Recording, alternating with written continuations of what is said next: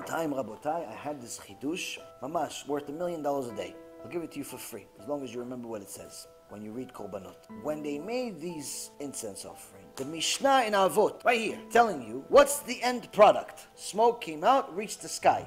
Wind comes, nothing changes. So now, what does this mean? What is the actual effect of this pillar that we have in Beit HaMikdash? Let's think about it. Who sees it? 3 types of people. First guy's in the camp. He's in the desert with everyone else, millions of people in the camp. But you know, sometimes your wife yells at you. The kids don't want to clean the dishes. The rabbi gave you a little bit of a musar you didn't like. Sometimes you have some issues. You got fired. You have some little emunah issues. It says you look up. Oh, Hashem is in control. Why?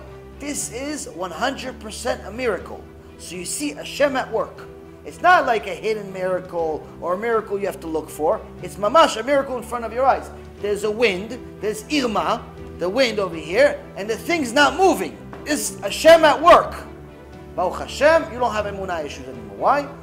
If Hashem can figure out to get the wind, not to touch the smoke here, and it reaches all the way to the sky, when I can barely light the fire for a barbecue, then I'm sure Hashem can find me a new job. I'm sure He can figure those other things out. Baruch Hashem, Chatanu Avinu Bashanu. Hashem, I'm sorry for having any doubts. That's the first guy. The second guy, when he had the emunah issues, he didn't look up.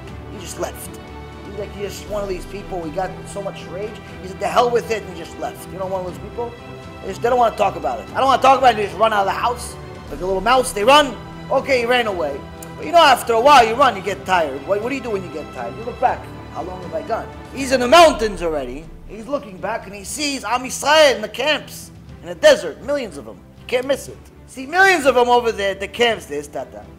And he sees the pillar of smoke. He says, wow, you know what? Judaism is not just about the Jews. Judaism really is about Hashem and me. Judaism does not depend on the Jewish people. Judaism depends on you and Hashem. If you do the will of Hashem, whether they do it or not is not your problem.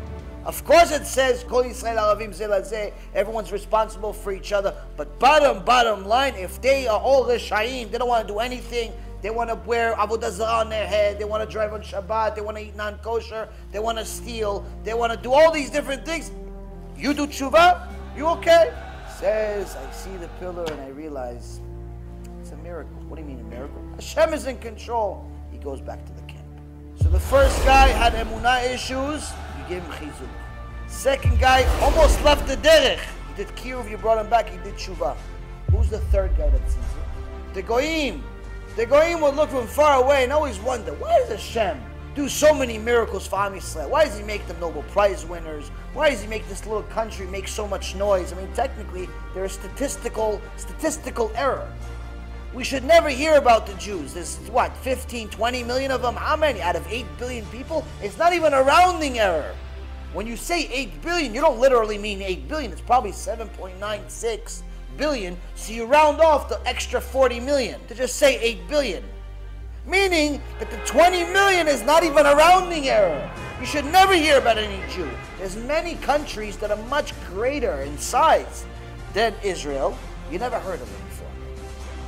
Jew, every day is in the news. Every single day we're in the news. Every single day we're in reports. Every single day we achieve something. Every single day we do something somebody knows about, and it's reported everywhere. How?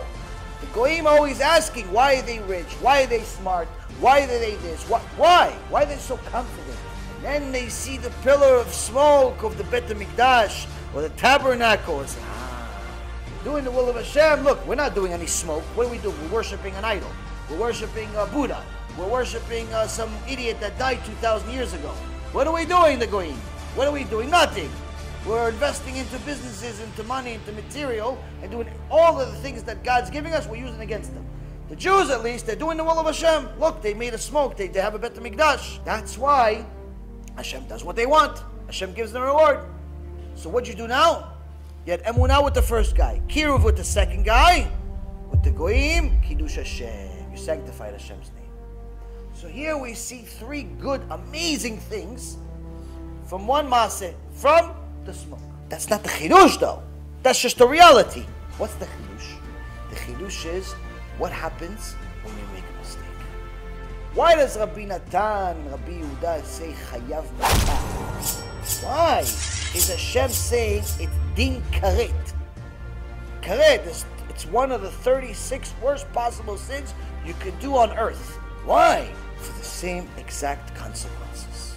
Just the opposite. The Ramban, alav shalom, says when there is a mistake in the incense, it becomes a esh zara. What is a esh zara? Foreign fire. What does it mean, foreign fire?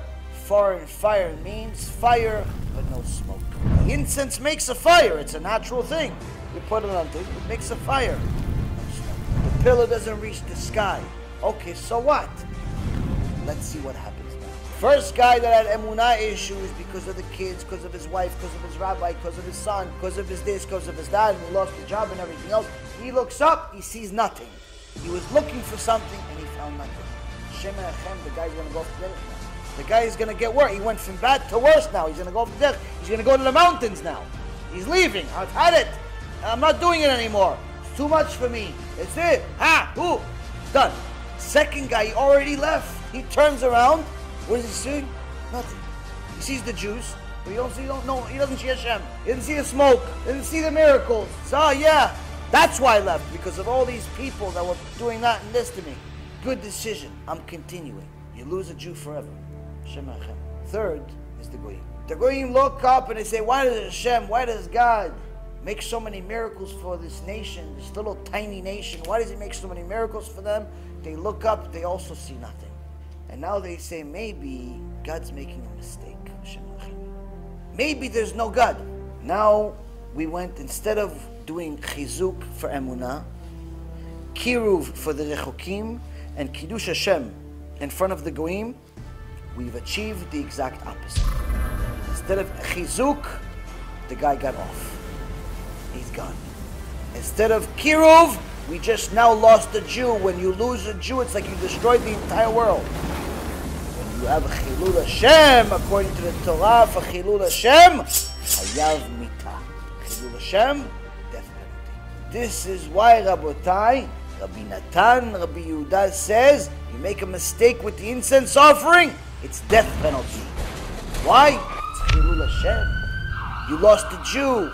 You made others weaker. There's an outcome for your actions. It's not that we just care about the ingredient because we're making a shakshuka. It's because what you're doing has significance. People are going to see it. People are going to watch it. People depend on it. But instead of doing Kiddush Hashem, all you created was Esh Zara. You made a foreign fire, not a fire of Am Yisrael. We lost people because of you. We lost the honor of Hashem because of you. And you expect to live? You're lucky that you were even given a chance.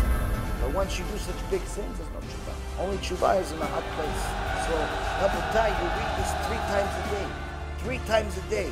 When I had this chidush, I mean, when you get a chidush and it sounds right, you get really excited. But you have to double check. I asked my rabbi was amazed. He said, I read it 1,000,000 times, never had the same thing. Baruch Hashem. Everybody has their own chidush in Shamayim. But I still always had a safek. Who am I to really get a chidush? This is a few years ago. I still nobody today. But still, back then I was less than a nobody. Who am I to get a chidush? No one else said. I told my rabbi, somebody else probably said it. He goes, I'm telling you, I checked, no one said it. I said, my chidush? He goes, it's your chidush. But I always had a doubt. I mean, yeah, maybe. Well, sometimes you get gifts, sometimes you get spoiled. So Hashem apparently liked my chidush. How do I know? He didn't speak to me. I'm not Moshe Rabbeinu, Baruch Hashem. I don't have that job.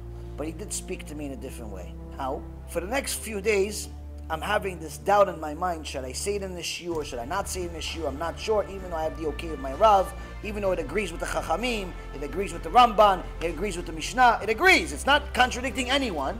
Still, it's me. Who am I, Bechlal, to have a chidush? I go out to do a little shopping for Shabbat for my wife and I. And my parents at the time of visiting. So there's witnesses to the story. They're visiting. We just moved to Florida maybe 6 months before that or a few months before that. Anyway, while I'm gone, one of my students comes to my house and he drops off a gift. I come home. As soon as I come home, my mom says, hey, look, Nissan gave this to you. I look at this. Before I even analyze what just happened, why is he giving me a gift? I don't need anything. It's a nice picture. I asked Nissan, what is it? You dropped this off, what are we going to do with it? He goes, no, it's a gift for you. People that he was moving that day say they don't want this. Apparently it belonged to somebody that died already or whatever. They didn't want it anymore. If you want, take it. And he's already had this in his truck for months, 6, 7 months. Meaning before I even moved to Florida. So he thought about me that Friday. He said, oh, you know what? Maybe Yaron's going to like this. And he decides to give me this. I'm not home. He drops it off. He gives it to my wife and my mom that's in the house. And he leaves. I said, okay, thank you very much. I appreciate it. And then I go look at what this painting is. This painting is not a normal painting. What is this painting? It's not a painting. It's a drawing of the Bet HaMikdash. But it's not just a drawing of the Bet HaMikdash. There's many drawings of the Bet HaMikdash. The drawing of this Bet HaMikdash is made from words. Meaning someone drew the lines, but it's actually words. What are these words? All of the halachot from the Rambam of the Bet HaMikdash. Okay, this is nice, but we're not finished. What is this specific halacha? The Ktoret. The Ktoret, the incense offering, Yishtabach Shemo La'ad. The Ktoret, this drawing is all about the Ktoret. And you see that everything is words, except the Ktoret is a pillar of gold. You come see it in my house, Mamash, I look at it, every time I see it, I remember it. It gives me, Hashem likes me.